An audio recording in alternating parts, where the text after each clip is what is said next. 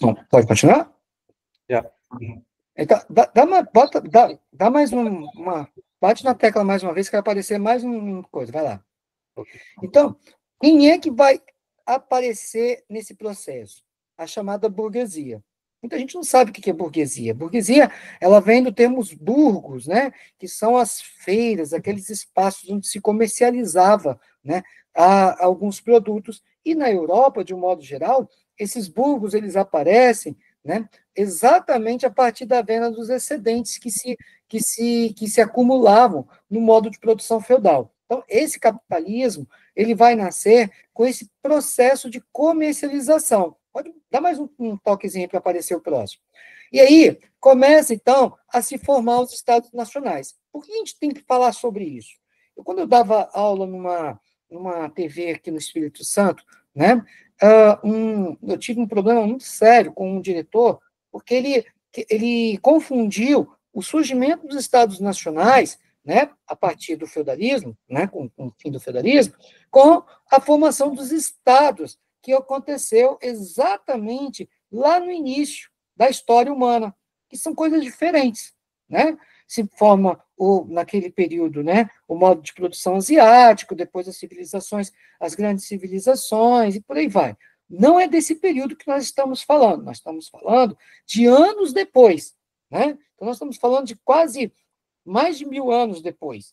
Né? Por que mais de 1000 anos? Porque nossa história, a nossa história, que geralmente, ela é contada a partir do nascimento de Cristo. Então, só nesse período aí que nós estamos falando, nós já estamos falando em um período de 1453 anos depois de Cristo. Então, assim, nós estamos falando desse período, né, que é bem posterior aos possíveis mais de 10.000 anos que aconteceu, então, o processo de formação humana na face da Terra. A história é sempre a história da pessoa. Então, os estados nacionais, eles começam a se formar no lugar dos senhores feudais que mandavam nas suas terras. Nós vamos ter, então, os reis que vão voltar ao seu poder. Não que não existisse rei no modo de produção feudal, mas os reis não tinham autonomia, eles eram senhores dos senhores, né? Eles eram suzeranos dos suzeranos, eles eram os grandes proprietários, mas dentro do processo de nacionalização, os reis, então, vão centralizar os estados. Dá mais um toque aí, por favor.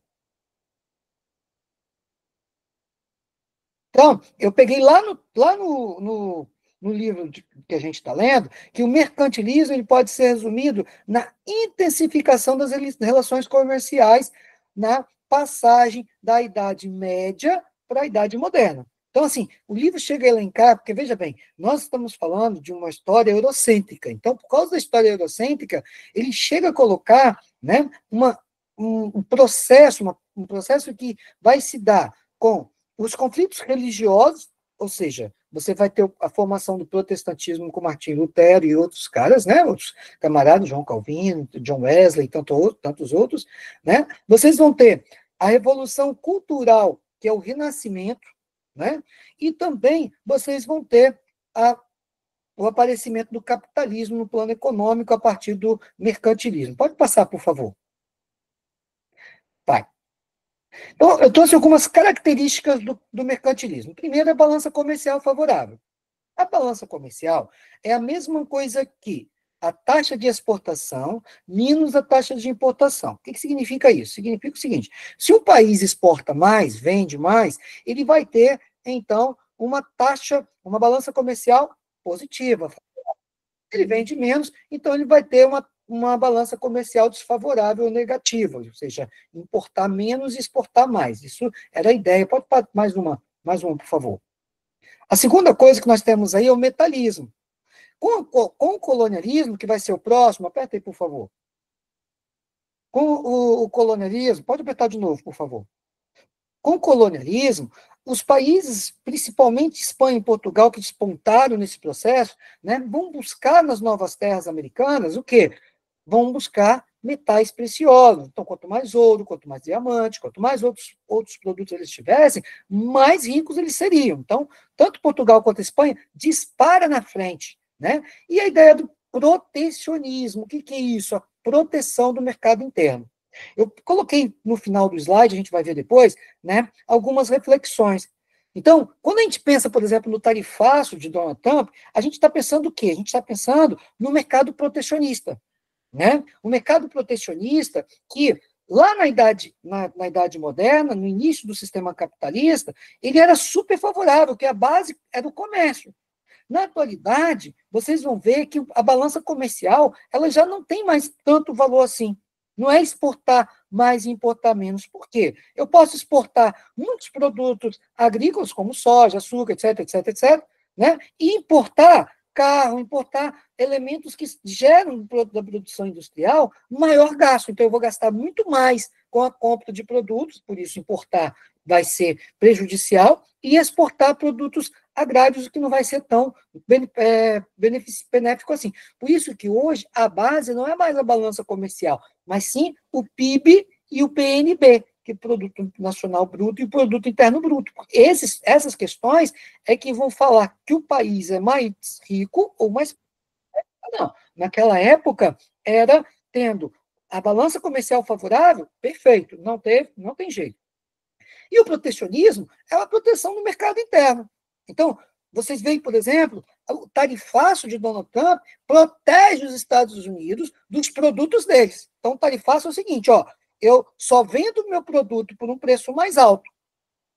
Né? Qual o problema que ele encontra hoje no mercado? É que hoje não existe mais a colonização do século XV, XVI, XVII, XVIII. Né? Essa colonização ela foi extinta, né? Mas o que acontece nesse processo é que, na medida que um país tenta proteger os seus produtos, ele se esbarra, né? Ele se esbarra com outros países. Qual é o grande país hoje que está negociando com o Brasil? A China. Né? Então, o protecionismo para nada serve se, por acaso, a gente entender que o protecionismo não dá lucro mais. Eu vou falar mais rapidinho, porque eu estou vendo que já são 19h34, a gente está... Né, pode passar... Não, 19h14, desculpa, eu pensei que era 19... Pode dar mais um toque, por favor.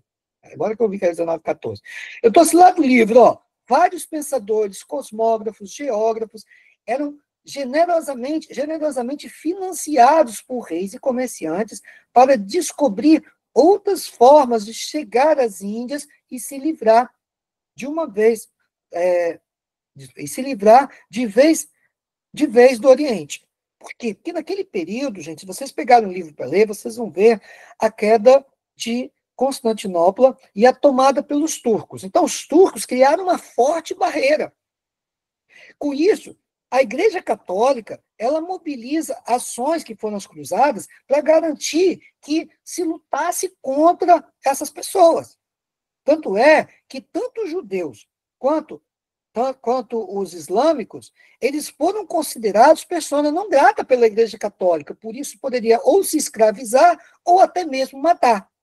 Tá?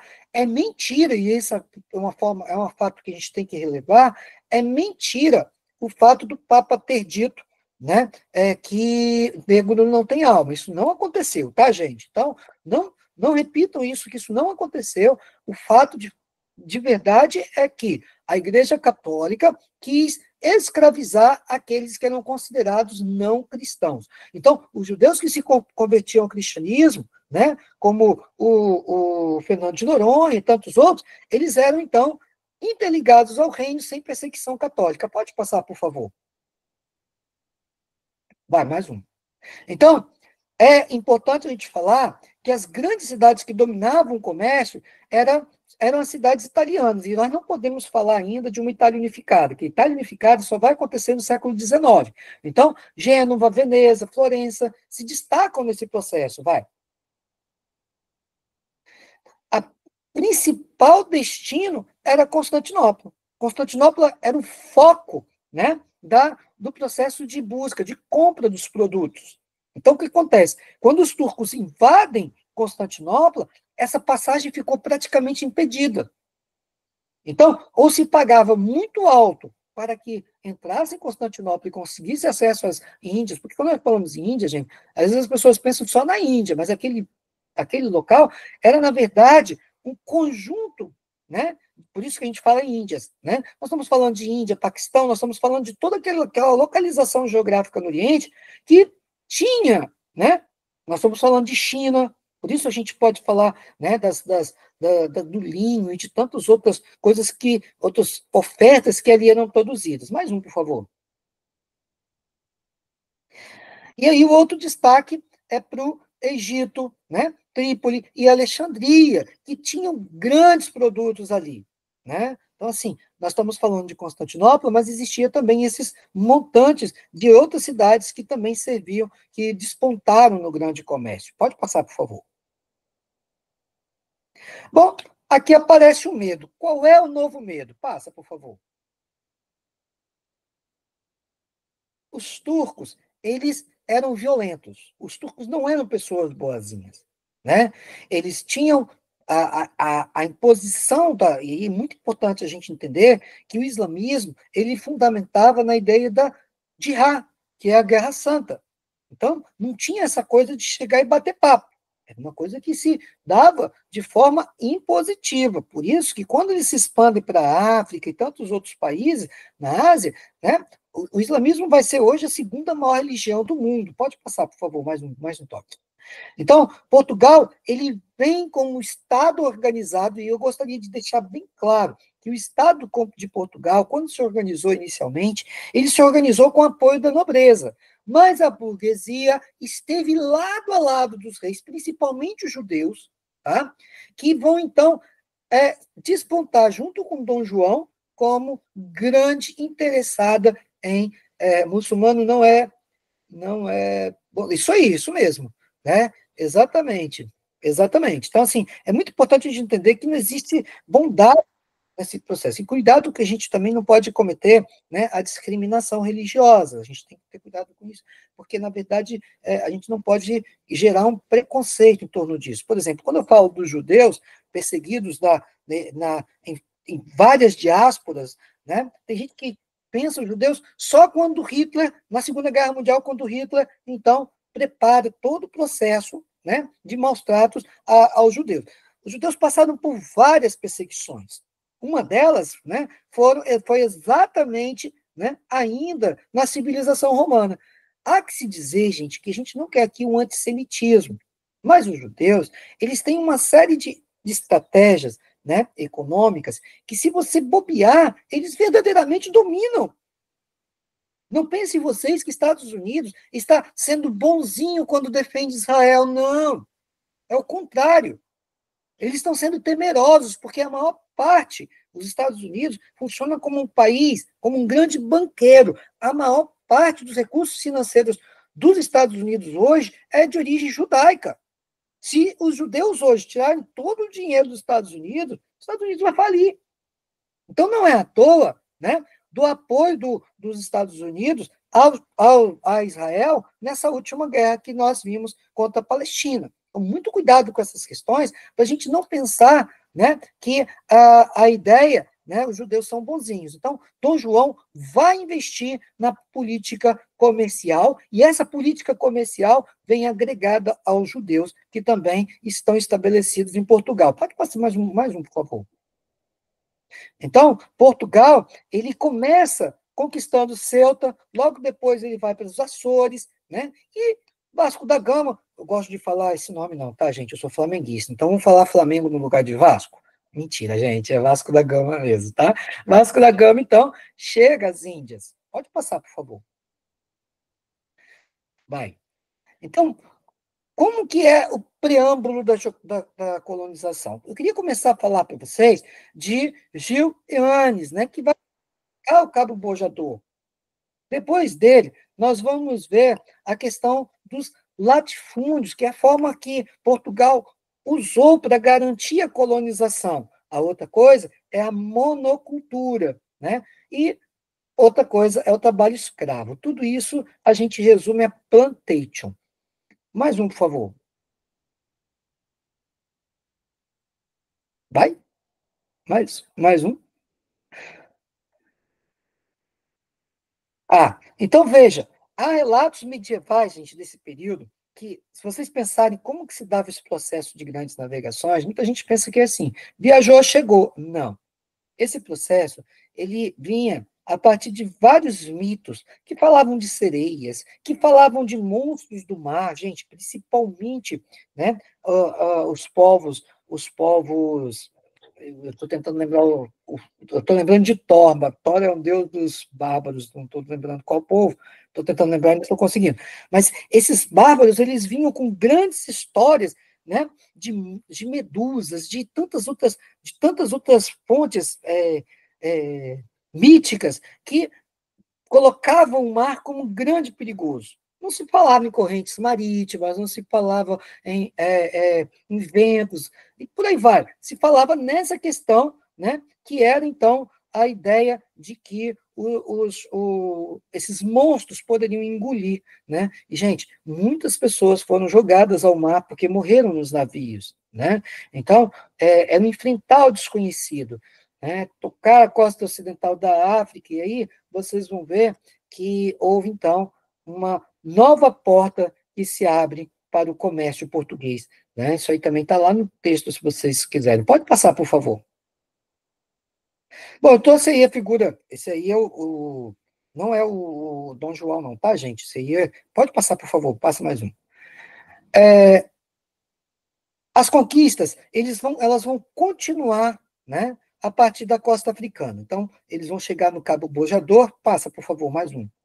Vão chegar no Bojador, e aí vocês vão ver, né, a ideia. Dom João II, ele vai abandonar a nobreza e vai se apegar, então, aos grandes comerciantes, à burguesia. Pessoal, lá na Inglaterra, vocês vão ver que o processo é exatamente o contrário, tá? A burguesia, por exemplo, ela vai ser grande aliada da rainha, né? Que vai distribuir terras para a burguesia naquela época, só para vocês terem uma ideia. Passa mais um, dá um enter, por favor. E aí, gente, aí é o Pedro de Covilhã, na verdade essa imagem aí é de Bartolomeu Dias, né? E aí Portugal começa uma conversa particular com Covilhã e também, e também o Bartolomeu Dias, que chega ao Cabo Bojador, Cabo da Boa Esperança logo depois, vai ser atingido por Bartolomeu Dias a partir do oceano, e aí, então, começa-se a assustar a Espanha, a afastar a Espanha. Vocês vão ver que ele vai citar lá Cristóvão Colombo. Cristóvão Colombo, por exemplo, ele não vai ser bem aceito por Portugal, por isso que quem vai apoiá-lo vão ser os reis da Espanha. Né? E em 1492, quando Cristóvão Colombo chega na América, né, logo depois, Vasco da Gama, 1498, chegou, então, lá nas Índias. Veja que essa discrepância de tempo, né, essa discrepância de tempo vai gerar a Portugal muito trabalho para conseguir comercializar os produtos das Índias. Né? Enquanto que a Espanha já vinha colonizando, né, a América, principalmente a América Central e América do Sul, e com isso ela vem detonando os reis, as grandes civilizações presentes e roubando todo o ouro e prata daquele período. Pode passar, por favor. E aí, então, pode passar, por favor, já comentei sobre isso. Então, a viagem foi elaborada em sigilo, tá? Por Dom João II. Foi isso que eu tinha conversado com vocês naquela hora, né? Ou seja, esse sigilo levou, então, a Espanha a não... Olha que interessante, tá? Enquanto Cristóvão Colombo pensava em dar a volta ao mundo, ou seja, fazer esse círculo, né? Porque ele já imaginava que a Terra era redonda, né? Enquanto isso, Vasco da Gama chegou anos depois nas Índias, mas Portugal já estava investindo em novas terras, em um novo caminho para as Índias. Cristóvão Colombo morreu achando que tinha chegado nas Índias. Por isso que as pessoas que habitavam, né, naquele período, a América, foram conhecidos como índios. E aí depois, Américo Vespúcio dá a volta pelo continente americano, descobrindo, então, que não se tratava, então, de apenas uma pequena terra, mas um grande continente, que é o Novo Mundo, né, continente americano. Passa, por favor. Pode passar. Bom, antes. Aí, obrigado. Então, Portugal, então, no Brasil, ele começa, então, ou melhor, nesse processo de colonização, antes ainda de colonizar o Brasil, ele começa, então, um esquema de parcerias, né? Ele começa a firmar parcerias, ele começa a programar expedições, iniciar o comércio, né? E despistar a concorrência. Veja que nesse processo, vocês vão ver que Bartolomeu Dias descobre o caminho para as Índias, né? Em 1488, Colombo, então, chega à América em 1492. Veja que aspectos importantes que eu quero colocar para vocês é que os judeus foram expulsos da Espanha, porque lá era um país católico, e os judeus que não se convertessem ao catolicismo eram verdadeiramente, né, mortos, expostos por escravos. Então, nós estamos falando aqui, né, de uma diáspora judaica que aconteceu muito antes da Segunda Guerra Mundial. Tá? Cabral chega ao Brasil pós o Tratado de Tordesilhas. Veja que em 1492 é feito o tratado, estabelecido o Tratado de Tordesilhas, que divide as terras espanholas das terras portuguesas, né? E quando Cabral chega no Brasil, outros navegadores já tinham chegado, a exemplo de franceses, né? São os chamados corsários que chegaram aqui, né? Os espanhóis, então, eles detectam ouro e prata dentro do continente americano e passa, então, a... Veja que nós estamos falando do mercantilismo. Eles se enriquecem com esse processo. Tá? Pode passar agora. Então, agora, começa a colonização do Brasil. Vai.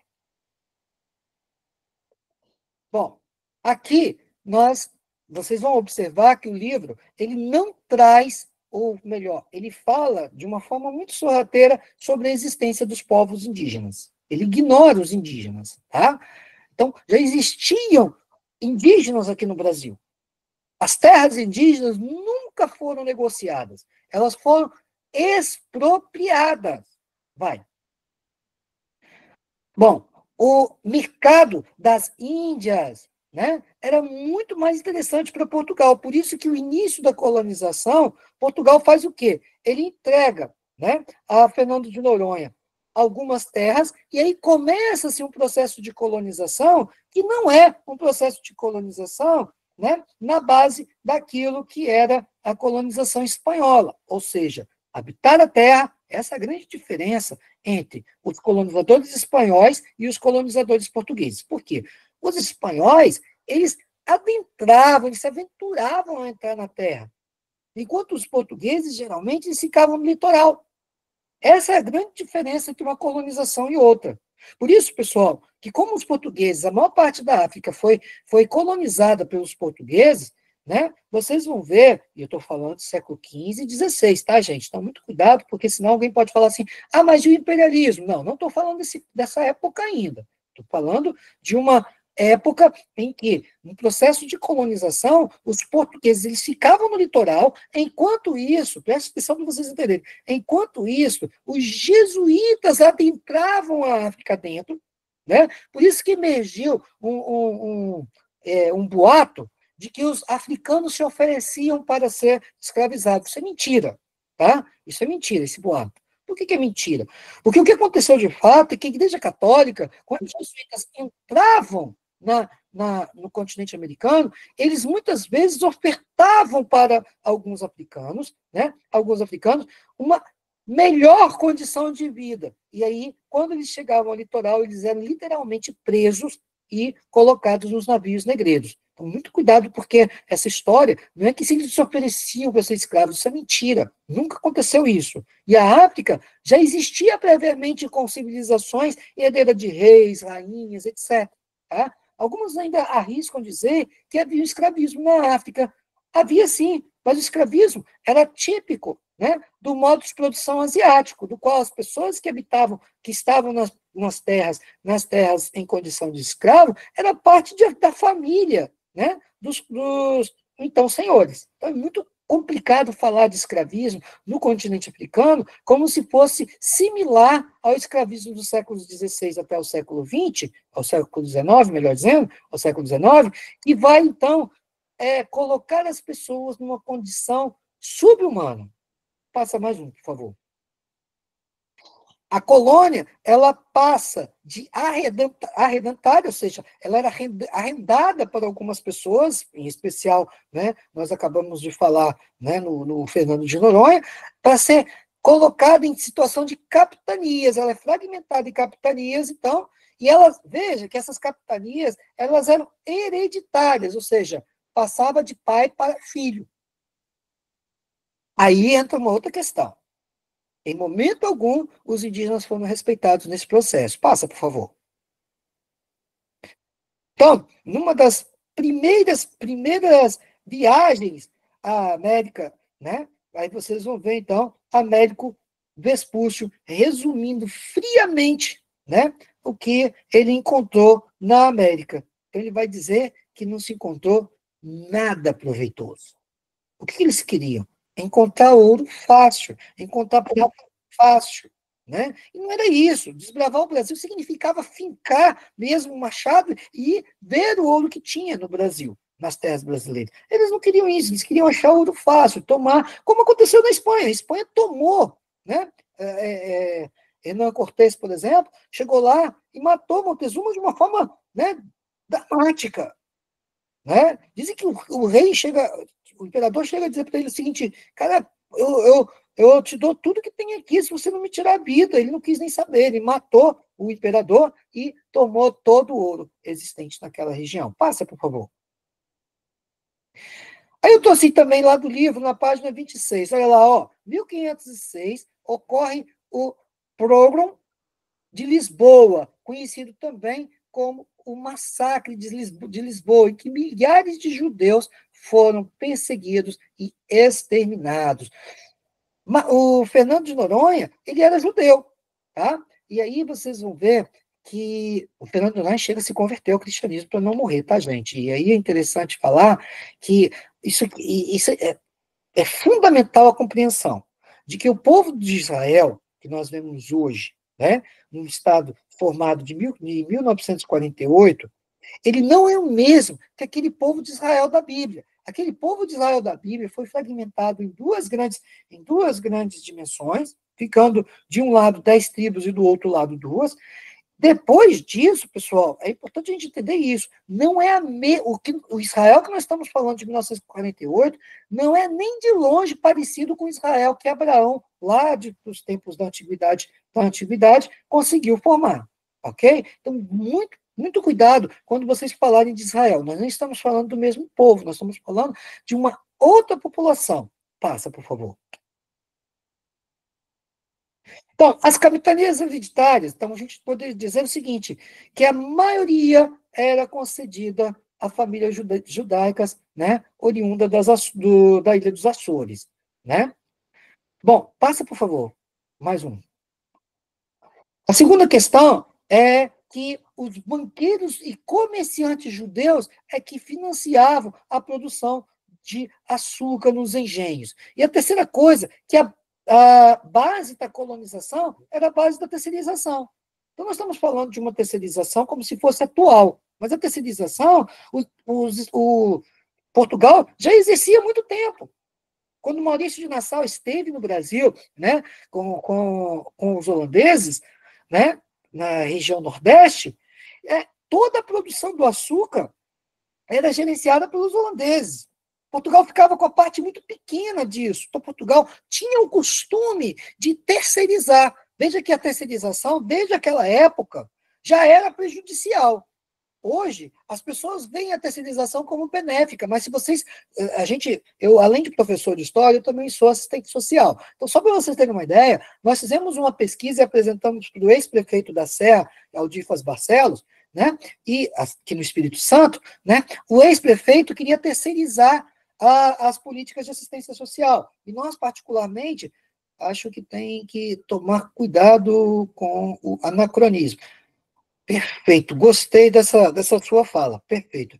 É interessante a gente falar eu gostaria até de fazer essa justificativa. Gente, perfeita essa questão anacrônica aí que vocês colocaram. A terceirização atual não é a mesma terceirização do passado, tá? Nós estamos falando de uma colonização, perfeito, tá? A terceirização atual, ela é fundamentada na globalização, né, e na perspectiva do neoliberalismo, tá? E aí, quando nós falamos na terceirização atual, nós falamos de um prejuízo que os estados atuais têm na medida que colocam o serviço do Estado, né, para as terceirizadas assumirem. Tá?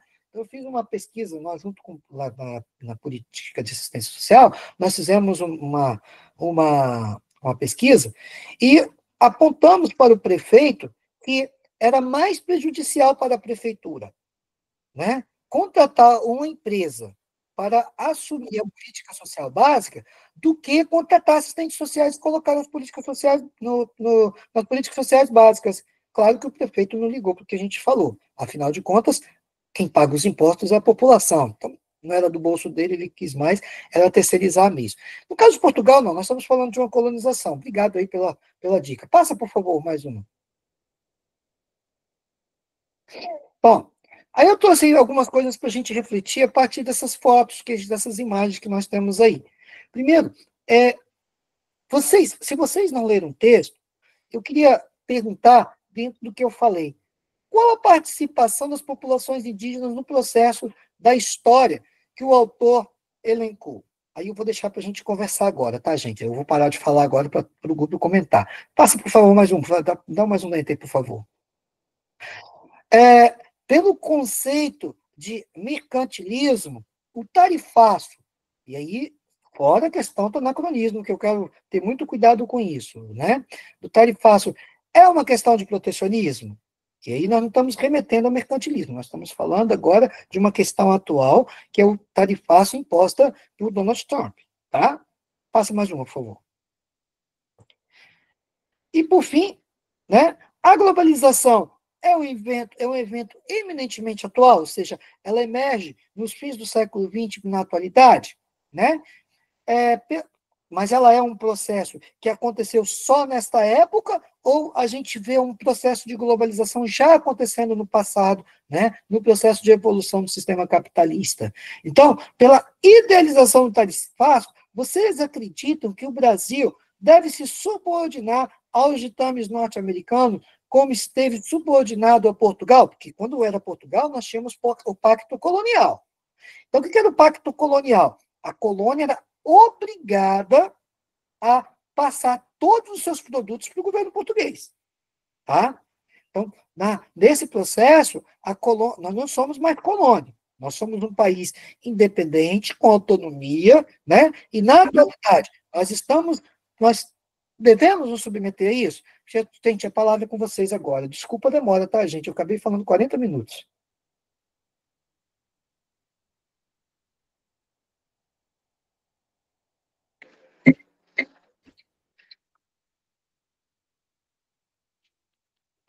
Tá. A gente vai começar a falar, vamos lá. Vamos pensar um pouco a respeito do texto. Também pensar um pouco sobre processos históricos, né? Primeiro que a gente tem uma história escrita e uma história passada através de um processo de vivência, né? Se a gente pegar a comunidade indígena, ela tem uma diversidade enorme de etnias. No Tocantins, eu tive contato com os xerentes. O processo histórico deles, entendimento da sua própria história, é muito diferente do que a gente aprende numa cultura que foi colonizada no seu pensamento, na sua cultura e nas suas relações uns com os outros. É claro, a gente usa português e cada cultura, cada etnia tem a sua própria linguagem. Isso aí já é uma diferença muito grande, né? E essa linguagem, em grande parte das vezes, ela não é escrita. Ela é modificada através da relação entre culturas. Cara, como o texto não tratou, né, sobre as etnias indígenas, é importante ter em mente isso para a gente trazer não só o ponto de vista de uma história, mas do ponto de vista de uma história que é múltipla. Ela não é baseada somente em uma visão dela. Ela tem múltiplos personagens que se relacionam constantemente no seu processo de vivência, de descoberta, de compreensão enquanto indivíduo. O conflito que a gente tem nessa história do Brasil, e aí é claramente no livro, é que a gente vai ver muito mais relatos escritos por, pelo pessoal que participou das capitanias do que um relato realmente verídico dos fatos. Né? A gente tem a carta do Pedro Vaz de Caminha, que quando ele fala sobre o povo que habitava aqui, ele fala em descrição do olhar, do ponto de vista dele enquanto um colonizador de uma terra. Ele não tem uma pretensão lei dali de ser transparente, de analisar essa cultura, de compreender essa cultura. Ele faz uma descrição de fatos, que é terrível. Né? A gente tem ali, nesse mesmo processo, vários quadros que mostram esse mesmo processo que nosso colega aqui trouxe para a gente pensar, que é o processo de evangelização dessa cultura. Esse processo que vem do catolicismo para trazer o conhecimento, né, a expansão, a Igreja de Paulo aí cada vez mais se expandindo na versão do catolicismo, em que eles não tinham, eram inocentes e precisavam aceitar a Deus para serem salvos, né? A expansão comercial ela é uma expansão também ideológica.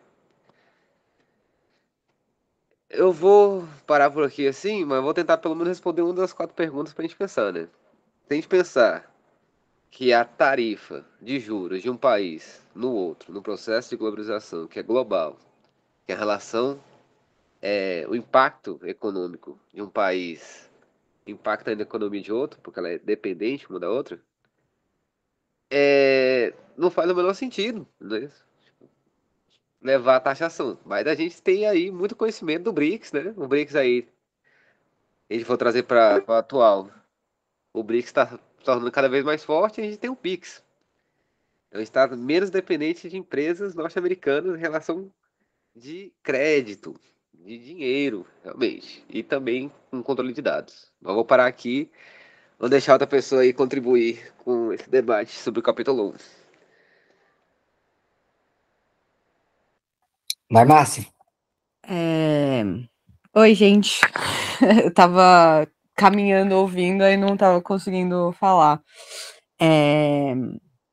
Sobre. Eu acho assim que o jeito que a gente conta a história do Brasil, cada dia que passa me incomoda mais e mais, assim, eu fico incomodada. Porque, primeiro, que ela começa onde não deveria começar, né? Tipo, com invasão. E que a gente não chama de invasão, que a gente deveria nomear invasão, ponto, né? E, e aí, eu acho que tem umas mentiras que são contadas tantas vezes que a gente passa a acreditar, tipo, gaslighting, sabe? Uma delas é sobre esse processo português no Brasil. Porque era português, mas era também francês, era também holandês, era também espanhol, né? Outro dia eu tava lendo Pode desmutar aí, Paulo. Outro dia eu tava lendo um dicionário de tupi. E aí, na entrada, o cara falava assim: a regra era clara, espanhol nas ruas, engatu em casa e português no cartório. E eu não Perfeito. sei, não é? Eu não sei da onde. A gente conta a história como se aqui, e o brasileiro tem essa noção mesmo, isso é colonização, né? Já está formada de que assim que se pisou nessa terra, todo mundo passou instantaneamente a falar português e foi o trabalho. E aí, eu vou trazer aqui outras coisas, né? Porque o Adriano estava falando, eu estava pensando, nossa, sim, sim, sim. O quanto que a gente conta essa história também, num ponto de vista da vítima indígena, sem colocar o quanto que indígena mudou a história europeia. E a gente tinha que começar a contar com outra, sabe assim, o quanto que. Tô pensando aqui no Graeber, né? Quando ele fala lá no Despertar e aí, quando ele fala o quanto que as pessoas virem para cá, os jesuítas criaram uma utopia aqui, né? Uma noção obviamente que né, se criou em Engatu e tal, né, para poder unificar, mas aqui se transformou essa ideia que quando os caras chegaram aqui, eles olharam isso e viram essas pessoas, essa forma de vida que não havia em nenhum outro lugar. A gente tem, para mim, essa é a única história que a gente tinha que começar a contar, sabe? De que uma vez chegado aqui, a gente começa a criar ideias russonianas, né? Que é uma vez que a gente vê, a gente começa a criar direito natural, porque como é que eu vou fazer o que Cortez faz, sabe? É um absurdo. E deixar de contar a história desse ponto de vista de vitimados, sabe? Obviamente que. Ai, o que eu fiz aqui? Meu cachorro botou a pata aqui no celular. Mas é aonde me dá esse incômodo, sabe? Porque é sempre como se, tipo, eu acho que eu mandei até no grupo, eu estava lendo a história do Brasil, a formação econômica do Caio Prado, e aí no começo, ai, tinha uma população indígena aqui que era contra a expansão, o avanço, não sei o quê. E eu fico, gente, mas parece que uma nação inteira com milhares de pessoas são um mero inconveniente, e a gente continua invisibilizando o que é a população brasileira, que somos nós, que somos indígenas, né? Tipo, eu aqui loira, mas assim, né? Somos brasileiros, e indígena faz parte da nossa cultura, da nossa forma de ser, nossa forma de falar, da nossa língua, que não é português, é brasileiro, enfim, nacionalista, né? Eu tô meio. É isso. Só mais um adendo sobre mercantilismo, tarifaço, etc. O que eu também trago aqui para a gente pensar é o quanto que a gente também não é colonizado pela ideia de que nesse período, sabe, recentemente, pós-medieval, de formação de uma pequena noção de reino, de Estado, etc., a gente já começar a chamar, a antecipar um capitalismo, sabe? Porque eu acho que capitalismo pode até a gente começar a desenvolver comércio, começar a entender trocas grandes e algum tipo de exploração, etc., mas eu não sei se eu fico de consciência tranquila em falar aqui já era capitalismo, sabe? Para mim, eu acho que ainda a gente tem algum caminho aí a andar, outras formas de exploração, porque eu também acho que a gente deveria recontar as coisas como comércio não é necessariamente capitalismo, né? A propriedade pessoal não necessariamente não é propriedade privada. Então, meio que repensar o que a gente entende como capitalismo, o que a gente entende como comércio, e aí também entender como o que é que a gente vai chamar de capitalismo, sabe? Porque eu acho que 250 anos já é tempo suficiente, vai, 300 anos já é tempo suficiente dessa praga, assim, pra gente adicionar mais, sabe? Porque aí eu fico pensando naquela coisa, é mais fácil imaginar o fim do mundo do que imaginar o fim do capitalismo, sabe? Então, quanto mais a gente vai estendendo, daqui a pouco Roma era capitalista, sabe? Se você vai falar com.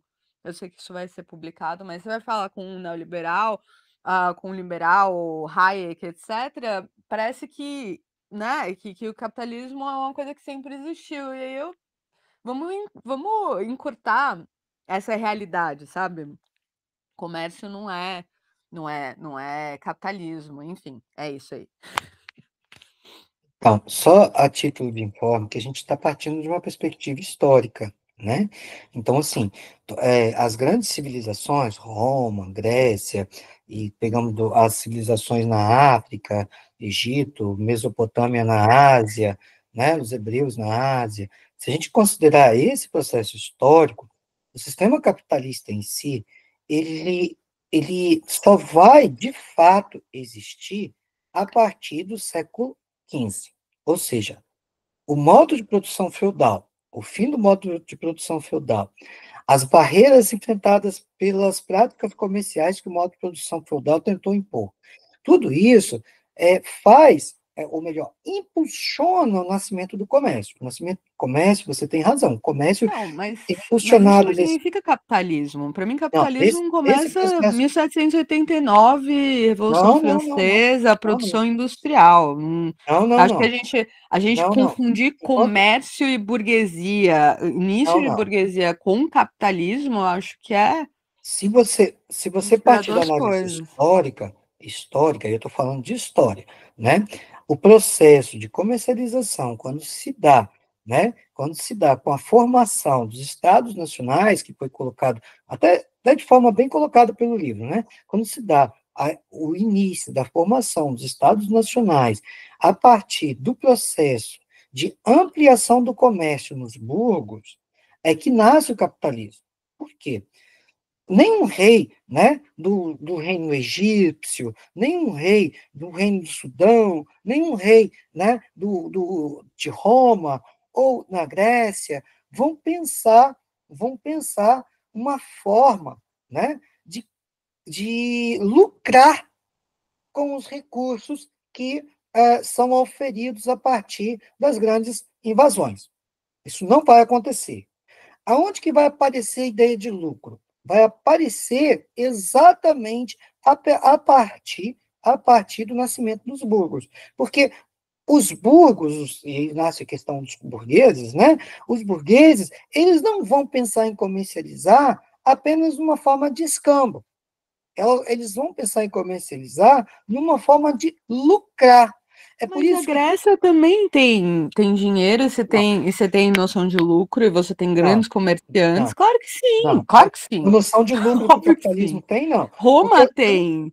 a noção. Comércio não Não, necessariamente significa não, capitalismo. não. A Nem, ideia. nem, A nem ideia porque o que, que é que a gente vai entender como capitalismo? Porque se você não, falar, tem banco em Roma, tem banco na Itália, não tem usuras, não pode ter juros. não, A gente só não. Se passa você, a entender lucro nessa forma que você está falando a partir do século XVII, a partir do se você século pegar, se XVIII, você olha pegar lá. Braudel, se você pegar Braudel, que vai falar do capitalismo, né? Ele é um grande historiador da nossa época, né? Para nossa época, ele vai fazer exatamente essa distinção.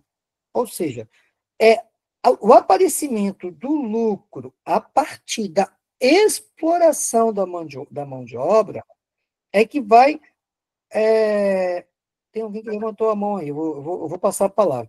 Mas a partir desse processo é que vai começar o sistema capitalista, na sua fase comercial. É aquilo que Karl Marx chama de acumulação primitiva de capitais. Essa acumulação de capital é que vai se dar, veja, que quem vai enriquecer, nós estamos falando em Hernán Cortés, estamos falando em Pedro Álvares Cabral, Cristóvão Colombo, etc., mas quem vai ficar rico de verdade não são essas pessoas. Quem vai ficar rico de verdade, né, são os grandes banqueiros, os grandes mercadores. Esses caras é que vão enriquecer e enriquecer os estados nacionais. Por isso que depois vocês vão ver a dominação de uma nação sobre a outra, né? E logo depois a Inglaterra começa a dominar, e aí vai vir a primeira Revolução Industrial, que vai ser a substituição paulatina, né, da manufatura pela maquinofatura, e aí você vai ver uma segunda fase do sistema capitalista, que é a fase industrial, né? Depois, a terceira fase, que vai vir a tecnologia, né, sob forma do que a gente vê hoje, o computador e tudo mais, vão aparecer já no início do século XX até nossos dias. Então, essas coisas, elas só vão mostrar o desenvolvimento do sistema capitalista. Aí, quando você fala no fim do capitalismo, que Karl Marx prevê o fim do capitalismo, inclusive, eu fiz uma conversa sobre isso com o meu pastor, eu falei assim, olha, eu acredito em duas coisas que vocês, pastores, não acreditam. Aí ele ficou assim meio surpreso, né, porque eu sou materialista histórico dialético e falei com ele de duas coisas que ele ficou surpreso. A primeira é que eu acredito na volta de Cristo. Ele olhou para minha cara e falou, mas eu também acredito. Eu falei, será? Porque eu acredito no fim do capitalismo. Aí não, eu não acredito. Por que ele não acredita Você no... já leu Cal Polanyi? Sim, inclusive, Pronto. Ele é um inclusive, ótimo álibi, né? sim, mas eu acredito que tanto ele quanto Fukuyama, né, eles têm um sério equívoco de não centrar na história. Se você centrar na história, você vai entender que o capitalismo ele está fazendo de tudo para sobreviver. Como que ele está fazendo de tudo para sobreviver? Não pense que é à toa, não pense que é à toa essa estratégia de Trump. Donald Trump, ele tá fazendo de tudo para promover uma terceira guerra mundial. Só assim para os Estados Unidos conseguir exportar as armas, porque os países do mundo não estão preocupados com isso agora, né? Eles estão preocupados com a acumulação financeira de capitais, que é outro detalhe no capitalismo, né? Então, os Estados Unidos estão forçando a barra para vender essas armas que estão acumuladas lá dentro. Uma terceira guerra mundial hoje para os Estados Unidos é a melhor coisa que acontece, sabe? É a melhor coisa que acontece. Porque Donald Trump e tantos outros grandes capitalistas já estão prevendo. A desigualdade social está muito grande. A desigualdade social está muito intensa. O povo não vai resistir. Tá? Antes da gente continuar conversando, Marci, eu vou passar a palavra para alguém que levantou a mão. Por favor, pode falar, por favor. Fui eu. Eu pesquisei aqui, eu tentei pesquisar, na verdade, o início ali, né, a origem do capitalismo. Aí me veio aqui, né, aí diz assim, o capitalismo como um sistema econômico e social não tem uma data de nascimento única e definitiva, né? Ele evoluiu gradualmente ao longo do tempo, com suas raízes no final da Idade Média e início da Idade Moderna, a partir do declínio do sistema feudal. Eu posso dizer, então, que o capitalismo... É uma pergunta.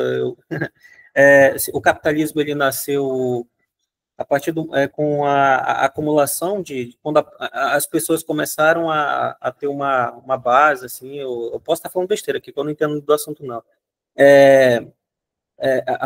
Quando eles começaram a ter uma noção, assim, de acumulação de riquezas, a partir desse período, é isso?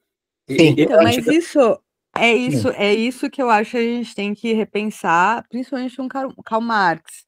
Porque a gente está falando de acumulação primitiva ser necessariamente aquilo que faz o capitalismo ser o capitalismo, a gente não pode pensar em nenhum tipo de sistema que possa ter algum tipo de acumulação.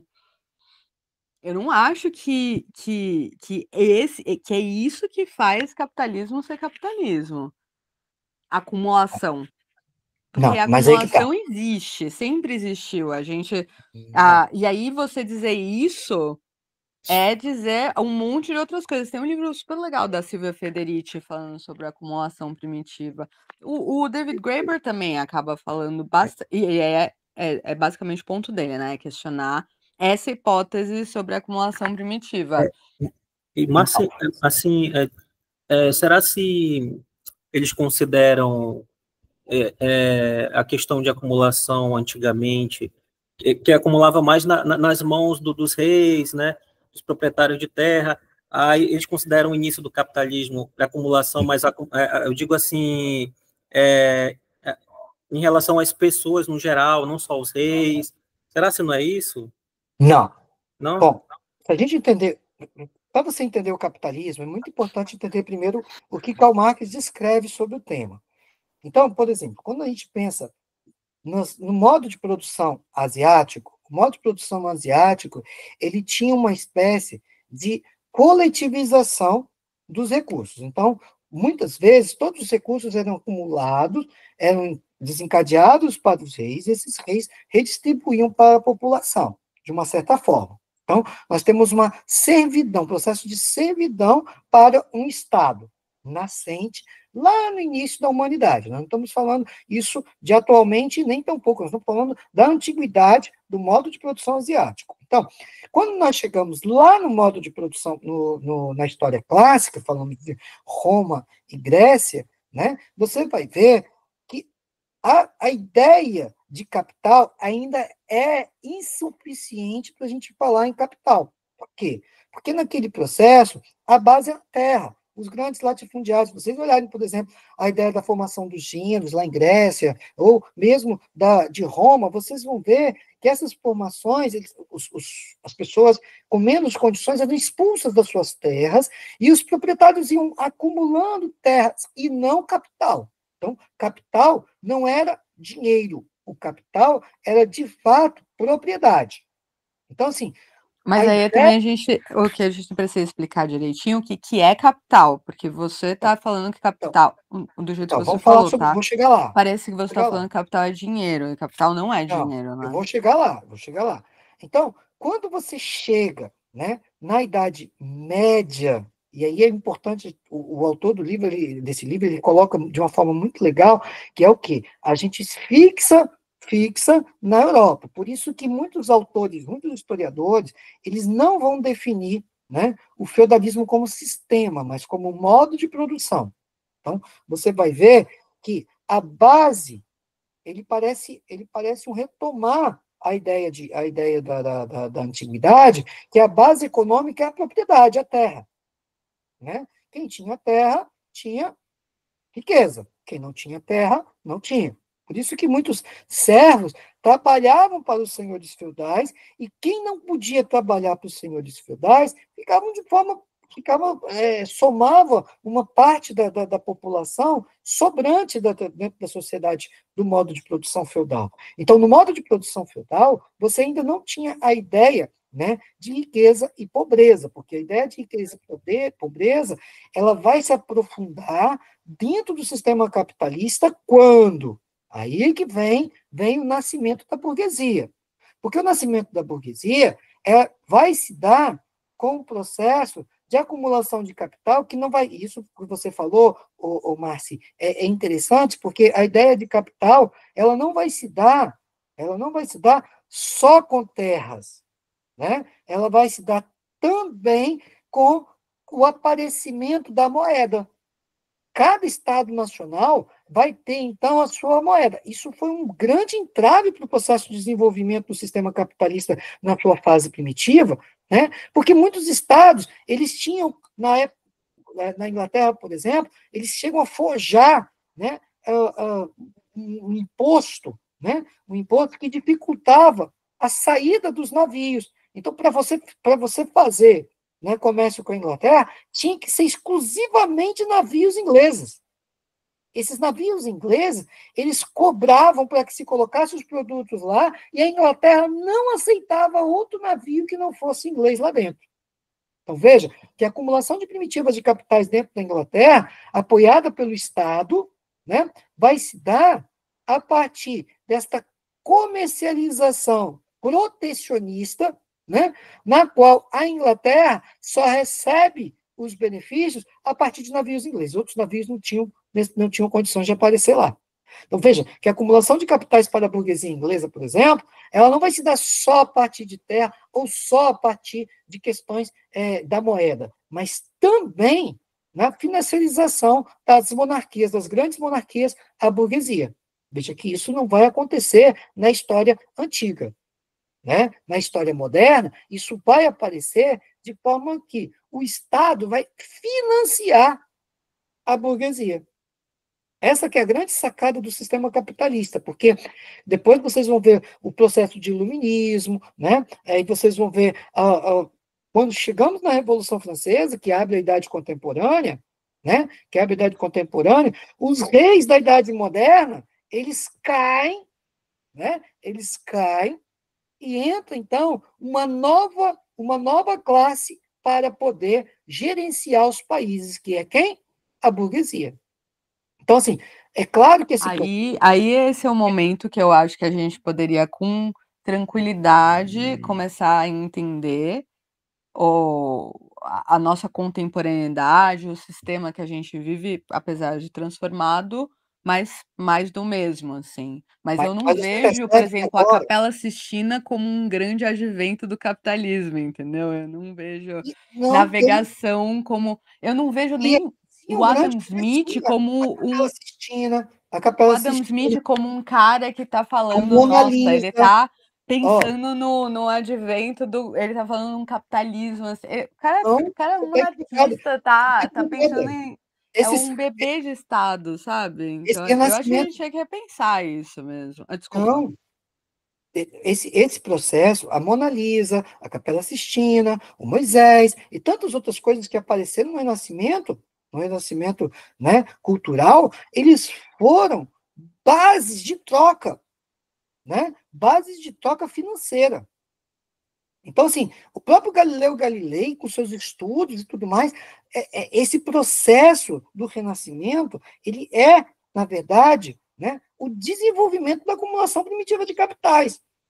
Ora, pensa comigo, na Idade Média, todo o processo de culturalização, de retrato, a arquitetura, tudo isso era em prol de quem? Da igreja. Da igreja. Então, ninguém ficava rico com as produções. Mesmo que Leonardo da Vinci e tantos outros renascentistas não ficaram ricos, né? Não ficaram ricos, mas eles, toda essa produção histórica foi feita às custas de quê? Do lucro. Ninguém fazia aqueles quadros, pintavam, porque naquela época não existia fotografia, então você tinha que pintar quadros, né? Quando você pinta quadros, pinta fotos, etc., né? Eu gostava muito de assistir o Chaves, porque o Chaves, de vez em quando, tinha uma sacada histórica, Chapolin Colorado, eles tinham uma sacada histórica muito legal, quando eles pintavam, né? Quando eles mostravam a face da Idade Média, que não era exibidas, que não são exibidas na história, mas a face da história da Idade Média é daquilo, né? Tem um que eles exibem o rei nu, não sei se vocês já viram, né, que é parte integrante, né, de uma crítica ao absolutismo que nasceu, né, na modernidade, em franca expansão do capitalismo comercial, né, o absolutismo em que o rei estar nu, né, foi uma grande crítica a esse processo de não poder falar do rei, né, não poder criticar o rei. Então, essas coisas, essas questões, essas noções históricas, gente, é muito importante a gente entender, porque o capitalismo, ele é um processo histórico também na história da humanidade. Ele é uma evolução histórica na qual, na atualidade, ele se expande a tal ponto, né, que os maiores ricos do mundo, eles não são donos de empresas, mas como era no capitalismo. Então, exatamente isso. Quando a gente está falando, quando a gente vai olhar a história e a gente pensar, por exemplo, é, em exploração, por exemplo, a extração de pau-brasil nessa terra, em como, por exemplo, o Zé Ramalho, que vem para cá, é Zé Ramalho, né? Não Do sei, Zé conta a Ramalho? história que eu vou te falar. Tá aqui fazendo. Ele casa com várias mulheres para poder fazer rota de comércio e aí conseguir vender, depois se torna senador e tal. Não é? A, a gente. Zé Ramalho eu não conheço, não. Não é Zé Ramalho, não é? Meu Deus, tô louca então. Tudo bem, Depois eu vou olhar. tranquilo. Como é que é o nome da rua ali em Perdizes? É o nome de uma rua que era do lado da onde eu estudava. Não é José Ramalho? Você está falando de onde, Márcio? Eu tô em São Paulo. Ah, tá. Mas quando a gente, para mim, uma das coisas é que a gente vem com um olhar contemporâneo para entender a história.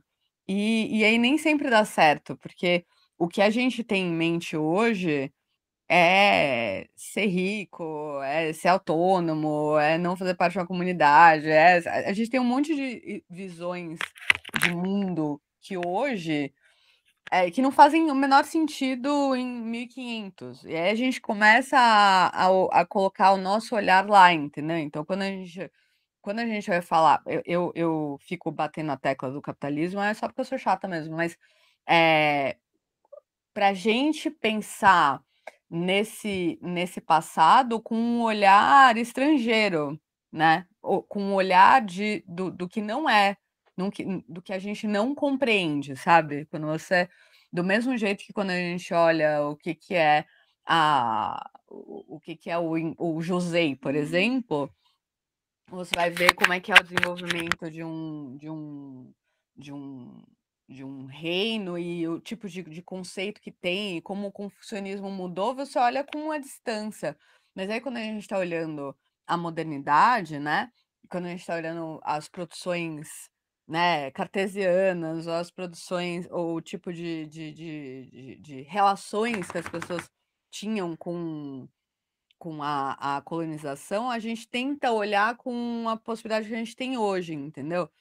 E aí,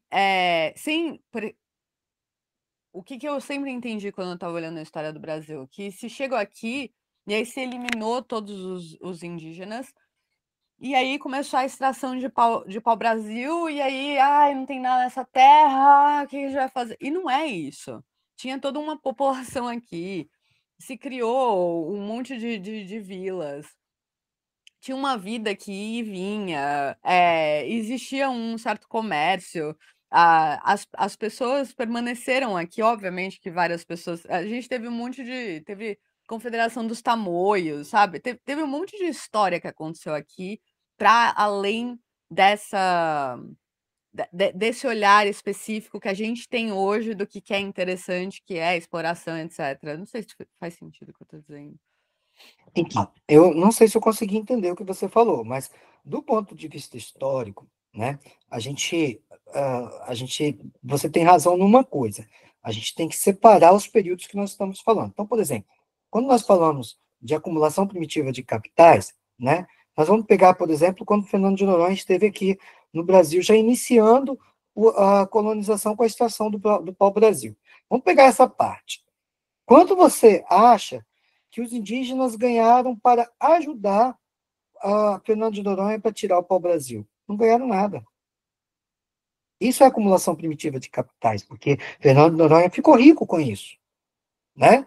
Outra situação é eu já vou te falar, eu vou passar para você, Deandro, só um segundinho, só para tentar tecer essa questão que a Márcia colocou. Então, quando a gente pensa na perspectiva da mulher, por exemplo, nenhuma mulher chegou na colonização, né, no início da colonização no Brasil.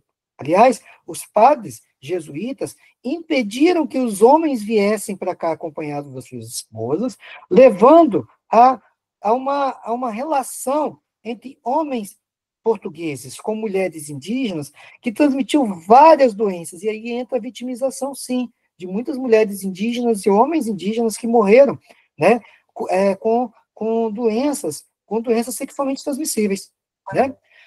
Outra coisa, outra questão que é importante a gente salientar, além disso, é a questão da acumulação primitiva de capitais ainda, a partir da exploração da mão de obra escrava, que tanto indígenas quanto africanos sofreram com esse processo.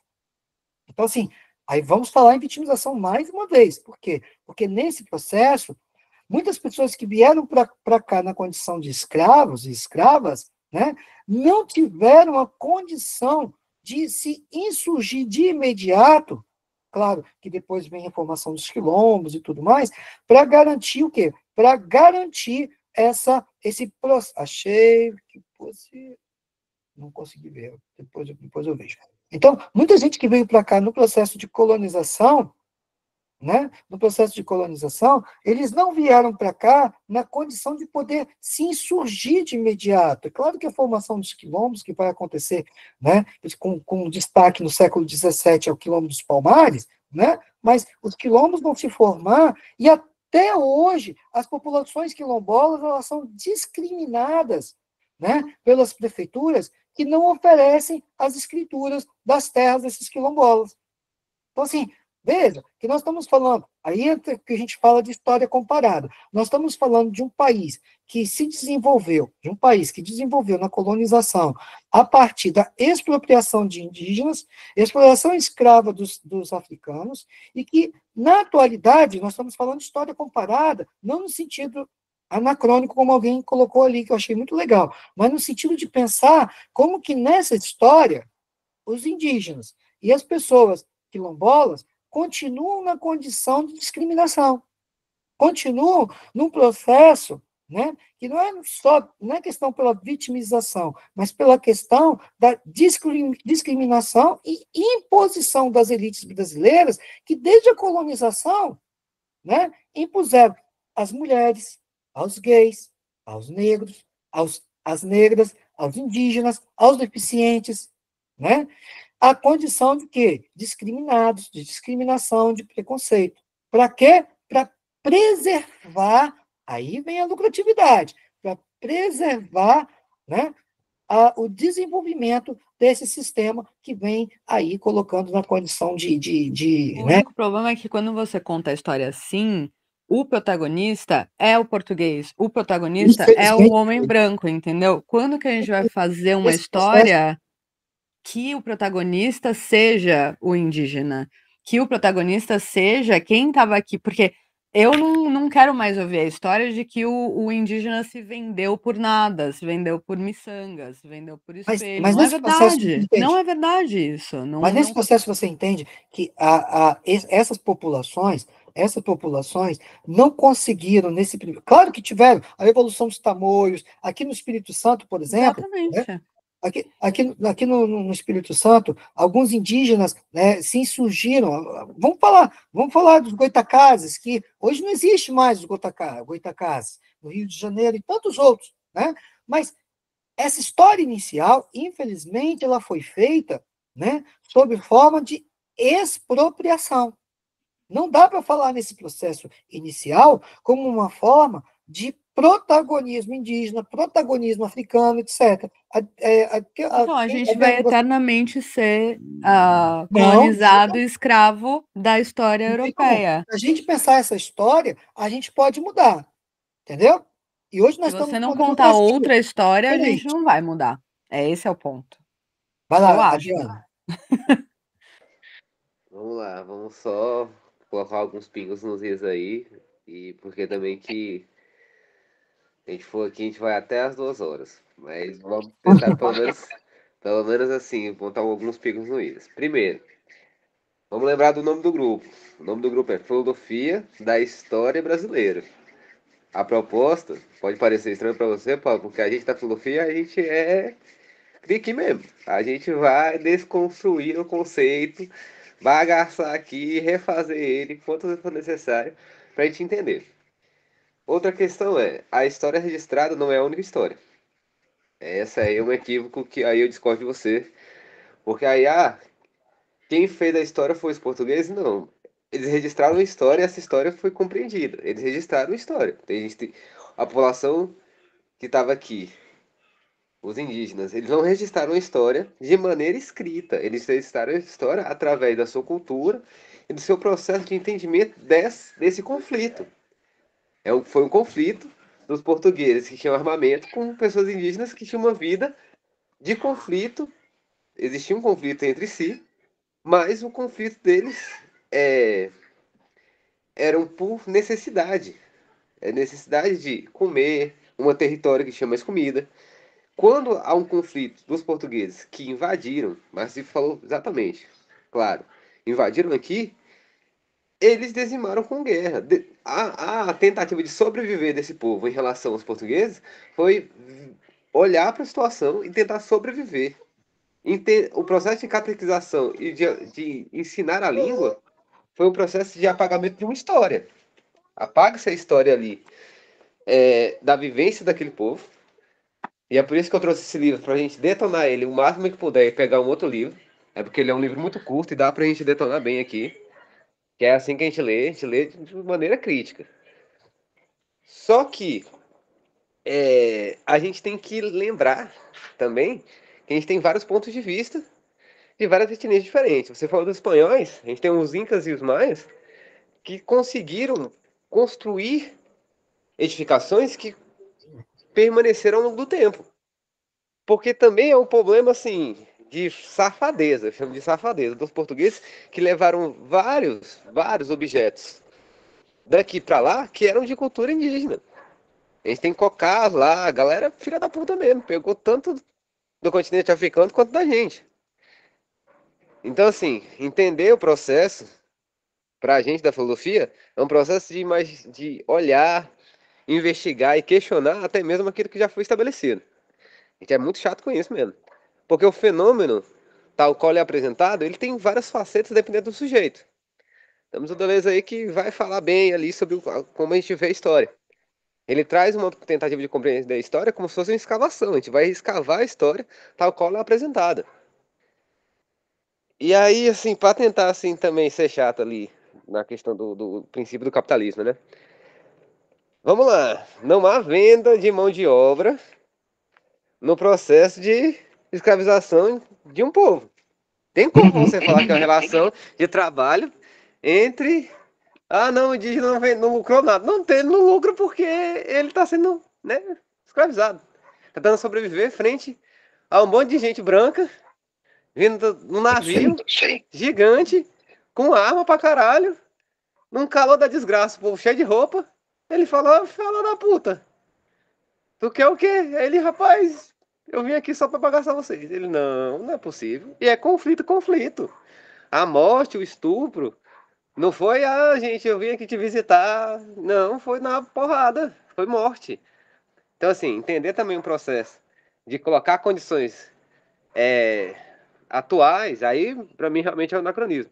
Olha, não, a relação, não, a relação foi simples e basicamente, uma relação comercial se baseia no princípio de troca. Seja essa troca um produto, seja essa troca um valor agregado, seja o que for. Lembre-se que o excedente no período feudal, ele era o produto, ele não era uma moeda, a princípio, ele era um produto. Tinha lá uns 50 hectares lá de trigo. Acho que não tinha tanto não, porque dá um trabalho da porra. Mas é hipotético. Ele dava uma parte desse hectare para o senhor feudal. Então, na relação entre os portugueses e os indígenas, não tinha. Se eles produzissem ali, os portugueses falavam, você vai comer amido de milho, que se foda, ou você morre e leva porrada. Então, um processo de desumanização de uma população, ela não há relação nenhuma de comércio. Nenhuma. Há só a pilhagem safada de europeu branco vagabundo. É isso. Mas tem que ter, tem que ter cuidado com a questão, com a própria questão aí, de como se deu essa acumulação primitiva. Porque, olha só, apesar, se você tem o indígena e se você tem o africano, a africana que foram escravizados, né, sem meios de produção, né, sem meios de produção, o capital, daí que Karl Marx vai falar na perspectiva da acumulação primitiva, né?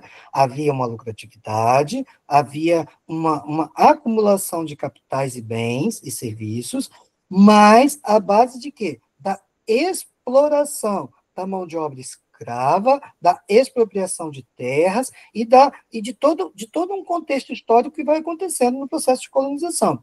Daí, quando você fala que filosofia, eu queria repensar o que o próprio Karl Marx fala dentro da perspectiva filosófica. A questão da filosofia não é só, e ele faz uma crítica muito veemente a Proudhon, quando ele vai falar o seguinte, olha, filosofia não pode ficar só observando a realidade, não. O que eu posso fazer com isso para transformar... É o Feuerbach, né? As notas do Feuerbach? Não entendi, fala de novo. Quando ele fala da filosofia, ele fala nas notas ao Feuerbach. É isso, exatamente. Então, assim, vocês vão ver que essa questão, ele vai falar o seguinte, ó, filosofia não é para você ficar pensando, não, é para você tentar transformar essa realidade. E aí que é a grande questão da história comparada, né? E que nós não podemos nunca, e aí eu fiz questão de frisar isso, colocar de forma anacrônica, ó, lá acontece aqui. Não é isso. Não é isso. A questão é, quando eu penso numa terceirização que Portugal promoveu lá na colonização, né? E que não foi lucrativa para Portugal, né? Essa mesma terceirização que nós estamos vendo hoje no Brasil, focada na perspectiva neoliberal, né? Ela também tem expropriado muitos trabalhadores que na era industrial, né? Eles estavam no mercado de trabalho, vendiam sua força de trabalho, mas que agora não é só a força de trabalho que está sendo vendida, é o seu pensamento.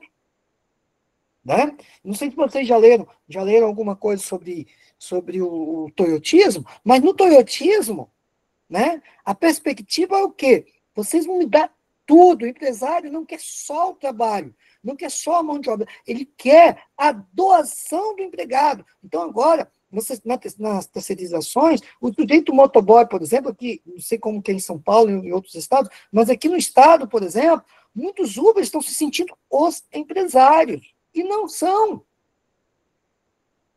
Não são empresários. Muitas pessoas, aí detalhe, aí quando acontece, na minha igreja, eu sou de uma igreja protestante, na minha igreja tem algumas pessoas que fazem o trabalho, fazem como mão de obra de Uber, né? E mais recentemente adoeceu, ficou quase 2 meses no hospital. Foi dar entrada no INSS e não conseguiu. Por que ele não conseguiu? Porque a Previdência Social é uma política pública que você só tem direito se você pagar. Se você não pagar, você não tem direito. E aí, como o Uber, ele achando que ele era empresário, quando ele precisou da política pública, ele não tinha noção de que ele não era empresário, tampouco trabalhador. Tampouco vendia sua mão de obra, né, para alguém que iria depositar o INSS dele. Essas questões, no capitalismo, no modo de produção atual, no capitalismo atual, você vai ver que o maior prejudicado com isso é o trabalhador. Pensando a filosofia dentro da história, é exatamente isso. Você pegar essa atualidade, né? E aí, quando a gente fala de terceirização, quando a gente fala de globalização, claro que a globalização da década de 90 do século passado não é a mesma das trocas comerciais que aconteciam lá no século XV, XVI, XVII. Né? Essas se deram de maneira diferente. Mas, naquele momento histórico, vocês vão ver uma troca comercial que aconteceu com a Ásia, a partir das Índias, a partir de Constantinopla, etc., né? Com a América, com a descoberta de Novo Mundo por Colombo, né? Logo depois, a Inglaterra investe na Oceania, que vai ser uma outra situação de colonização, já no século XVIII, XIX, que vai extrapolar os vieses da colonização medieval, moderna, melhor dizendo, moderna. Né? Então, assim, por isso que quando a gente olha para o sistema, para a história da filosofia brasileira, a gente não pode olhar sem uma perspectiva de transformação. O povo brasileiro, ele tem que pensar essa história numa perspectiva de transformação. Então, por exemplo, quando eu vejo, e eu vou fazer menção ao que eu vi no grupo recentemente, né, o grupo fez questão de manter um post, né, que fazia uma crítica ao juiz Alexandre de Moraes, mas, sério, a história ela é feita de documentos. Facebook não é documento. Facebook não é documento. Documento histórico, e aí entra isso que você discutiu aí, Adriano, documento histórico é aquele que vai funcionar, que vai fundamentar um determinado fato, que vai mobilizar a humanidade. Então, a Carta de Pero Vaz de Caminha é um documento histórico que mostra, para efeitos da ocidentalização, o nascimento do Brasil. Queira os não historiadores ou não, nós estamos falando de nascimento do Brasil para aquele momento histórico, né, a partir da Carta de Pero Vaz de Caminha. Que o nascimento, até então, quem era o Brasil? Era uma terra desconhecida, era um local. Aí vocês estão falando em comercialização? Alguém levantou a mão aí. Ah, foi Adriano Luiz. Adriano, pode falar. Vamos lá. Vamos pensar no Marx, então. O Marx fala, antes mesmo do Marx, tem um rapazinho muito bom, cara bacana, chamado Hegel. Ele vai falar sobre a história, né? Na perspectiva de que a história é um espírito que paira pela humanidade e se constrói a perspectiva. O Marx fala que a história é o conflito de classes. Antes mesmo de entender o processo de mudança dessa realidade, precisa primeiro compreendê-la, tal qual ela nos apresenta no plano material. Primeiro ponto. Né? Não é simplesmente entender e querer a mudança sem a compreensão dela. A partir daí, quando a gente pensa numa história que pode ser registrada, Mas quem são os personagens que escreveram essa história? Em que momento essas relações se estabeleceram? Porque assim, a gente é resumido a nossa história de maneira escrita? Não. A gente tem aqui vários elementos que compõem os vestígios históricos da manifestação da humanidade. Isso aqui é o básico. A gente tem vestígios históricos em vários momentos da humanidade. A gente tem na escrita narrativa, uma narrativa histórica que é apresentada e registrada. A gente ali, vamos pegar o próprio Marx, quando ele fala sobre os processos de revoluções, e aí, vamos pegar o mais notável, a Revolução Francesa, que já foi citada aqui. A gente caminhar tranquilo. A gente tem uma burguesia que vai influenciar o processo revolucionário. Esse processo histórico, do começo do Brasil, a gente tem a Revolução Francesa e atual, é um processo de construção de relações. Beleza. Só para fechar esse ponto. Agora vamos lá para o que você falou sobre o texto. Na filosofia, isso pelo menos que eu aprendi na universidade, qualquer debate tem que ser feito através do texto, e a gente tem que debater através de argumentos. Existe uma questão principal, que é a lógica. O argumento tem que ser lógico. Ele não pode ser de cunho de opinião, tem que ser lógico, ele tem que apresentar ali uma estrutura que consiga se sustentar. Mas isso, vamos pegar um rapaz também bacana, é necessário maêutica, precisa se há um diálogo. Por isso que o texto permaneceu. Ele não é um vestígio histórico, em nenhum momento. Ele é um texto, e pela estrutura do próprio texto, quando a gente vai analisar o texto, ele é um texto de opinião. Ele não tem uma estrutura científica nenhuma. E dentro da possibilidade de estabelecer um diálogo, o texto permaneceu e ele foi encaminhado para o grupo de conversas para se estabelecer um debate, fazer-se críticas. Aí, em relação ao texto, ele estava no grupo de divulgação e ele foi para o espaço para a conversa. Para que haja um debate. Porque simplesmente fazer a crítica e não tem-se o debate, o diálogo, cessa a possibilidade de reflexão. Cessa constantemente. Por quê? Porque na filosofia, da maneira com que eu aprendi, e aí eu tô levando pela experiência daquilo que eu estudei pra caralho, nessa área do conhecimento, a gente precisa também ver opiniões que são contrárias à nossa. Mesmo que essas opiniões sejam absurdas. Pessoas falam absurdos constantemente, todos os dias. Ainda bem que algumas delas já foram presas e tá em casa, né? Guardadinha, bonitinho lá. Espero que seja presa. Mas a gente precisa ouvir, para se há um diálogo. Não se pode apagar aquilo que se é contraditório à realidade, porque a gente precisa também ter contato com o contraditório, para perceber o quanto que ele é contraditório. Permanecer na mesma bolha de opinião e reforçar essa bolha de opinião somente com nossas percepções é assim, bem complicado até mesmo para a gente falar sobre filosofia. Porque constantemente a gente estuda textos que são muito contraditórios. Quando a gente vai ler, a gente tem que ter um senso crítico muito alto para ler vários autores. E muitos deles a gente tem várias críticas. Há a possibilidade de criticar o Karl Marx. Ele não é a única fonte de análise do processo histórico. Ele é uma delas e ela conseguiu se estabelecer com uma metodologia experimental da realidade. A gente consegue ver o materialismo histórico dialético na prática. Mas é um processo, um dos processos. Há vários outros, há várias outras leituras do Marx, para a gente compreender o que a gente chama de realidade e de processo histórico. Vou ficar aqui que chega, deu secura na boquinha. É isso aí. Então, olha só, a gente tem que pensar, quando eu estava conversando com a Márcia, eu sinceramente gostei muito. Por quê?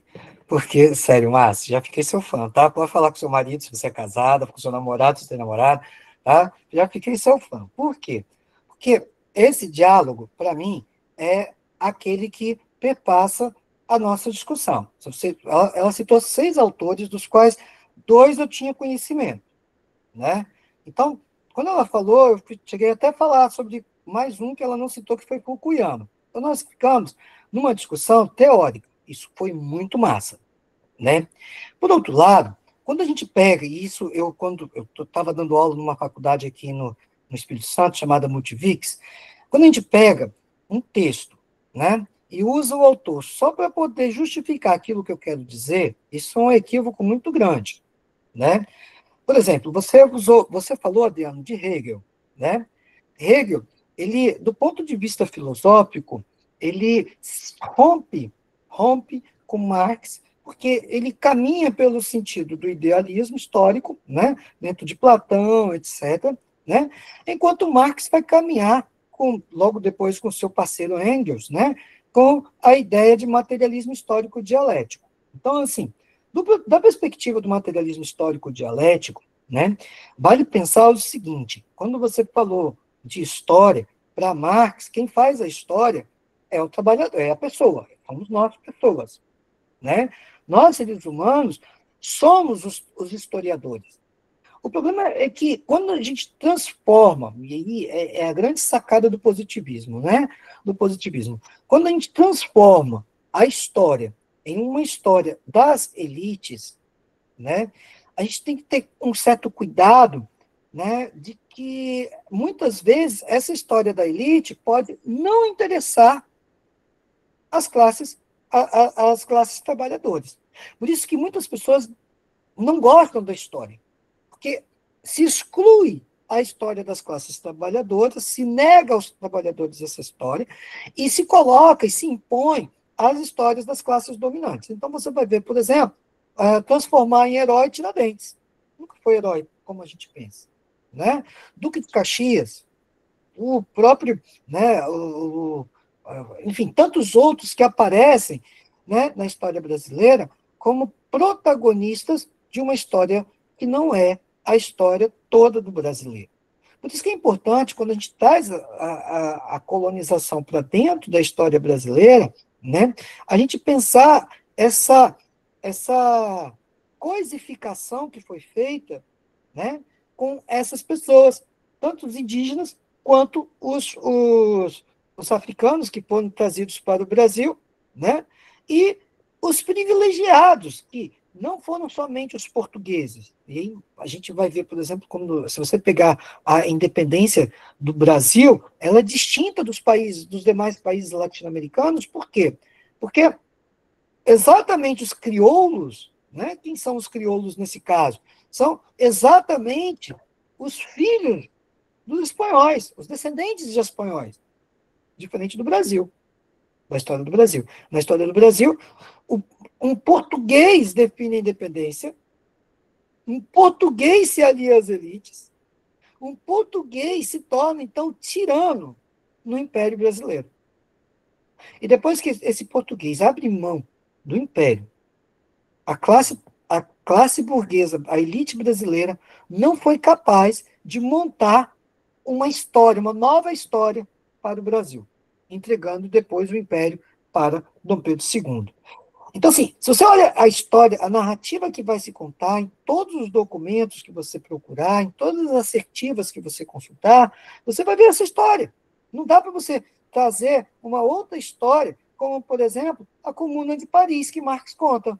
Quando o Karl Marx conta sobre a Comuna de Paris, ele vai dizer que foi a primeira experiência de comunismo que a burguesia faz questão de orquestrar contra, tá? De orquestrar contra. E aí, quando você traz, e é muito massa, porque quando você vai dar aula dessa história na sala de aula, né, muitos alunos, eles desconcentram dessa história e partem para o comunismo lá de Stalin. Aí, eles nem partem para pensar, né, no comunismo de Mao Tse-tung.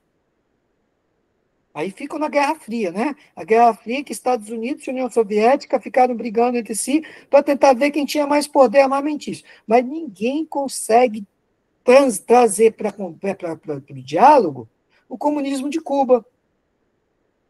Fica naquela ideia burguesa de que Cuba teve um comunismo muito difícil e que Cuba tinha...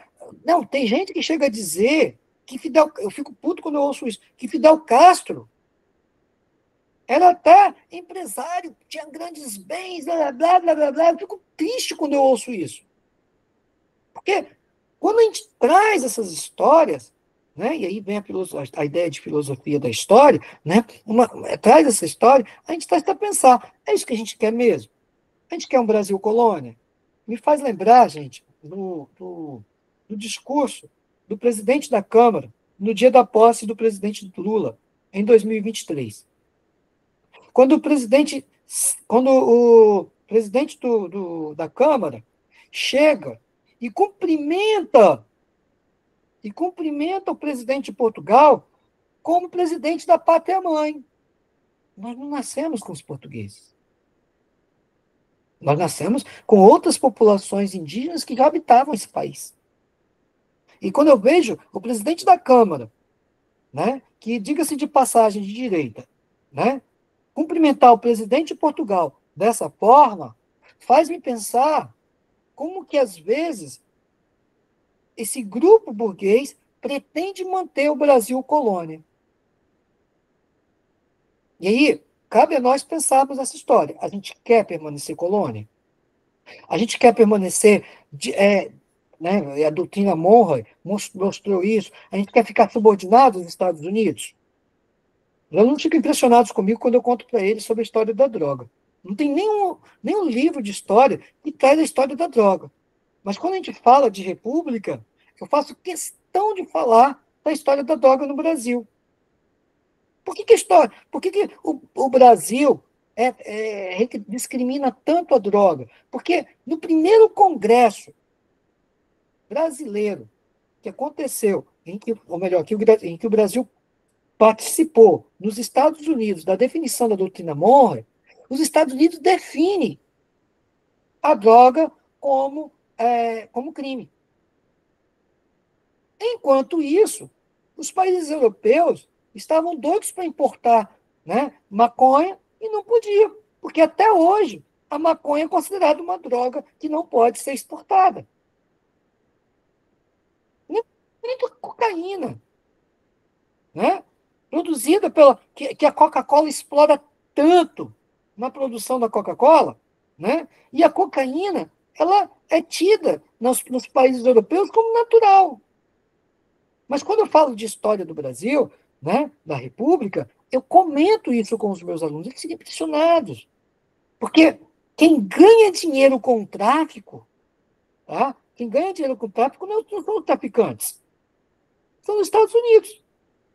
Por quê? Impossibilitado de exportar esses tipos de produtos, os países americanos ficam nas mãos da indústria norte-americana. E não, né? Podendo, por exemplo, fazer comércio com países como a Holanda, por exemplo, ou a Suíça, que compraria nossa droga facilmente. Não, mas nós temos que pensar nas crianças. Se pensasse nas crianças, pensava em outras questões. Não só a questão da droga, mas outras questões também. Então, tudo isso, quando a gente pensa a história da mulher, quando a gente pensa a história dos gays, isso aí é a nova história, gente. Que quando a gente busca, a gente não fundamenta só nos documentos, mas a história oral é muito importante. E os movimentos sociais estão aí para contar a história oral. A história da Umbanda, do Candomblé, um aluno chegou para mim e veio me dar um abraço. Professor, eu quero te dar um abraço. Eu falei, por quê? Poxa, professor, você é o primeiro que fala bem da minha religião aqui. Porque nenhum professor falou da Umbanda como primeira religião do Brasil. Ela é a primeira religião oficial do Brasil. E muitos do Candomblé poderiam me criticar, mas eu vou dizer por quê. Porque a Umbanda ela foi oficialmente registrada no início do século XX. E por ter sido oficialmente registrada, ela é a primeira e única religião brasileira. O catolicismo nunca foi religião brasileira. O protestantismo nunca foi religião brasileira. A primeira religião oficialmente brasileira nascida dentro do Brasil é, de fato, a Umbanda. Nossa, o aluno me deu um abraço, ficou tão feliz porque eu falei isso. Gente, que horas que a gente acaba, hein? Me fala. Pode falar, Marcos. Pode falar, Marcos. Eu passei 1 hora. Passamos 1h40 já. Nossa. Bom, eu queria falar só que eu acho que A noção que a gente tem sobre o Brasil, ela hoje, e a historiografia que a gente vem recebendo aí, ela é recente, é um produto da ditadura, né? Assim, eu não acho que alguém em 1920, um adulto como a gente, assim, achava que o Brasil sempre falou português, ou achava que o Brasil não era latino-americano, né? Você conversa com uma pessoa hoje em dia brasileira, ela acha que ela é branca e ela acha que ela não é latino-americana. Você viu Eu que isso acho é produto da história de 1920? Eu acho que isso é um produto de 1968. Eu acho que isso é produto de uma mudança de narrativa pós-ditadura. Porque eu não acho que antes a gente tivesse esse tipo de ideia de Não, único, não. só para você ter uma ideia, em 1930 foi construído um livro para os Estados Unidos, né, Casa Grande Senzala, do qual Aham. ele vai exaltar, né, essa construção branca europeia, né, e vai falar de uma pseudo-relação idílica entre a Casa Grande e a Senzala, como se Como se fosse um ambiente muito bonito, natural, exatamente. normalizado. Aí isso se soma à ideia do branqueamento, né? E da política Mas ó, se você pensar branqueamento, é uma coisa que normal na América Latina inteira, sabe? Assim, Brasil é toda a pior. Latinoamérica. Mas é Porque, isso que eu tô porque no dizendo, ok, Brasil surgiu a O Brasil democracia sempre quer racial. ser diferente porque ele fala língua diferente, etc. Mas o que eu tô dizendo é que a gente começou a produzir uma história que eu não. Por exemplo, a gente vai ver a história do Brasil do Frei Vicente, sabe? Tipo, 1600, primeiro livro de história sobre o Brasil, 1619, mais ou menos. Você vai ver o que ele tem para contar sobre o que é a história do Brasil. Ele vai falar dos naturais, né? Ele vai usar Aristóteles, ele vai falar sobre a possibilidade de viver aqui, se dá ou se não dá, sobre exploração de pedras preciosas, etc. O jeito que ele conta a história do Brasil é muito distinto do que você vai ver quando você vai ver livro de história de 1700. E aí, quando você pega um livro pós-ditadura e o que a gente está contando, muda muito o nosso discurso, entendeu? Então, assim, outro dia eu tava vendo sobre o Frei Caneca, né? E aí, quem é Frei Caneca? Porque eu moro em São Paulo e tem uma rua da viadagem que eu adoro. E eu falei, quem será que é o Frei Caneca, né? Aí, isso é mal de historiador, né? Eu fui numa feira na Vila Prudente, eu falei, por que Vila Prudente? Aí descobri que era em nome ao presidente Prudente Moraes. Prudente Moraes. Aí tá, né? Aí fui olhar na Wikipedia, que é o primeiro lugar que a gente vai ver, porque é excelente. Ninguém pode falar mal da Wikipedia. E aí fui lá, Recife, certo, pró-independência, nossa, bem antes, né? Assim, bem antes de acontecer legal e tal. Ela também tá contando a história. Participar, tô vendo. Não, ela tá aqui. Aí, embaixo tinha algum historiador. Eita! Aí embaixo tinha algum historiador falando um negócio assim. Nossa, eu achei muito louco. Frei Caneca, um português jus sanguinis, que mais advogou pela brasilianidade. Eu fiquei, pera. E aí o negócio caiu a minha ficha, né? Então aí eu pensei, bom, tá. O cara tá escrito lá que nasceu em Recife, né? Morreu em Recife. E eu fiquei pensando, mas espera, esse cara, como assim português lusitano? E aí que caiu a minha ficha, e foi faz pouco tempo, tá? Não faz muito tempo, não. E eu entendi, tá, não existia brasileiro. Em 1700 não existia brasileiro. Você é lusitano né? Ou você é português, ou você não é nada, não existe, né? Porque porque brasileiro é profissão. Mas assim, é, para mim, para mim me cair que nem assim um pedaço de cocô na privada, sabe? Que espirra tudo. Eu fiz, porque quando eu era criança, eu estudei história na escola, eu falava, você tem os crioulos nas colônias espanholas, né? Que são os filhos de espanhóis nascidos aqui, mas que eles são a autoridade. E aqui no Brasil não há. E aí eu fiquei, nossa, aqui no Brasil todo mundo é brasileiro, não sei o quê. Não, não. Aí você vem o Frecaneca, que era português. Então, entende o que eu tô dizendo? Essa noção do que é do que é brasileiro é também mais recente do que a gente imagina. A gente não falava português, a gente não era português. Quer dizer, a gente não falava português até ontem.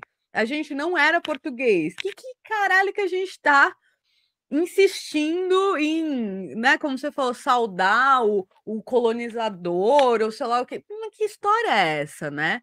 Que história é essa que a gente está contando? Então, eu continuo insistindo. A gente falava em Engatu, infelizmente não falamos mais. A gente nunca ninguém foi brasileiro e também tinha português ali, como tinha francês ali, do mesmo jeito que aqui em São Paulo, todo mundo é filho de italiano. Continua a mesma coisa, né? O meu sobrenome aqui é Kun, foda-se, da onde que vem o resto das outras coisas. O importante é esse sobrenome aí que permaneceu, né? Entende o que eu tô dizendo? Continua a mesma mentalidade, a mesma visão sobre o que são as coisas. Mas eu fiquei chocada com o Frei Caneca, né? Então, você pega Frei Caneca, por exemplo, a história de Frei Caneca é uma história muito triste, porque dentro da perspectiva de projeto de nação brasileira, né, projeto de nação, ele começa mesmo, se a gente pegar a história, vai começar mais ou menos na década de 20, principalmente com a grande revolução que aconteceu exatamente no Teatro de São Paulo, né, em que começa a se discutir, né, a literatura. A Semana de Arte Moderna dá um pontapé muito massa no sentido de discutir a nação brasileira, discutir o que é. E o nacionalismo, até hoje, é uma discussão que está em pauta. Porque, até hoje, por exemplo, quando você vê a família Silva, muita gente não sabe quem são Silva, né? Mas Silva vem de silvícolas. Por isso que muitos africanos que não tinham descendência, né, necessariamente, filhos de africanos nascidos no Brasil, e indígenas, receberam o sobrenome de batismo de Silva. Costa também, né? Que é que você tá na costa. Você é o meu sobrenome, né? Essas coisas, elas mostram que a ideia de um Brasil que ainda está em completa formação.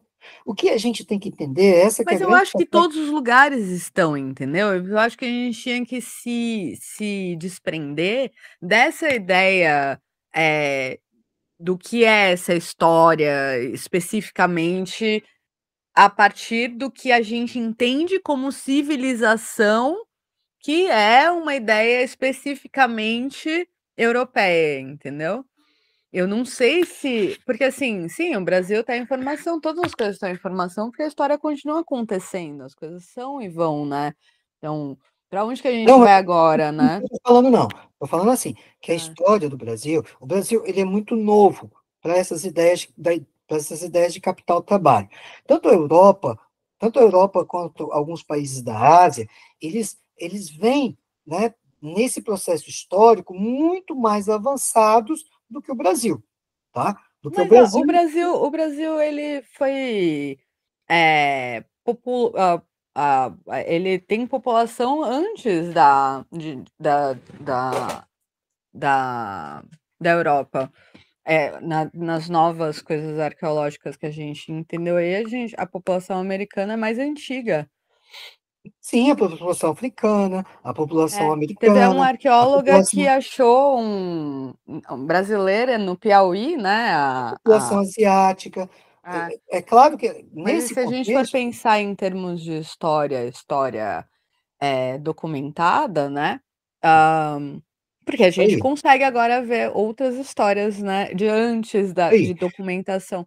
Mas, ok, então a Europa é um bebê Um bebê Em termos colonizado de pela história, sim. China. Em termos de história, sim. É, Agora, em termos colonizado de pela China, assim, sabe? Só que se a gente pensar essa história, e aí que tá a grande sacada do sistema capitalista. Quando o sistema capitalista ele desponta, né? Principalmente no continente europeu. É nesse processo que eu detesto esse termo, mas eu vou usar ele. É nesse processo evolutivo, eu não gosto do termo evolutivo, Entendi não, por tá? que você. Eu Mas entendi. eu vou Nesse usar ele. processo de transformação, né? Tá bom. Nesse processo de transformação, essa noção de dominação dominado, que é outro conceito que também eu critico, porque eu tenho a linha de história minha mais a nova história, e principalmente a linha Foucaultiana, né? Nesse processo de dominação é que você vai ver que o Brasil, como os países africanos e alguns asiáticos, né, prevaleceu um sistema de exploração. Prevaleceu um sistema de exploração. Quem tem que mudar essa história somos nós, professores. E mudar essa história não é só contar o contrário do que aconteceu ou mudar a história, mas tentar mostrar uma nova possibilidade. Por isso que lá no slide eu fico a refletir o processo de Taripaços, que para muitos brasileiros, né, o governo federal está errado. Para muitos Mas para brasileiros. muitos não também, assim, Não, não. né?